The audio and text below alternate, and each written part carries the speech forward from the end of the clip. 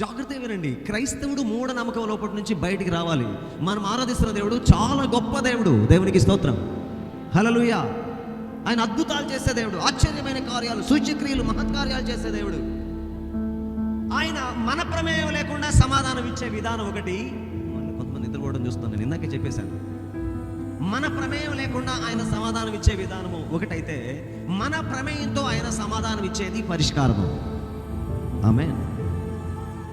So ఇప్పుడు క్రైస్తవులు మూఢనమ్మకంగా వెళ్ళి దేవుణ్ణి ఏదో ఒకటి అడిగేసేస్తున్నారు, కానీ పరిష్కారం కోసం దేవుని దగ్గరకు రావట్లేదు. దేవా నాకు ఈ పరిష్కారం ఏమని అడగట్లేదు. లేదు, ఒకవేళ ఆయన ఏదైనా పరిష్కారాన్ని సూచిస్తాడేమో వేచి ఉండట్లేదు, కనిపెట్టట్లేదు, లేదు ధ్యానించట్లేదు, వినట్లేదు, అర్థం చేసుకోవట్లేదు, గ్రహించట్లేదు. అందుకు చాలా మంది క్రైస్తవుల జీవితాల్లో కార్యాలు జరగట్లేదు, కార్యాలు ఆలస్యమవుతున్నాయి. ఆ కారణంగా విశ్వాసం సన్నగిలిపోతుంది. చాలా మంది విశ్వాసం విషయంలో ఓడ బ్రద్దలైపోయిన వారి వలె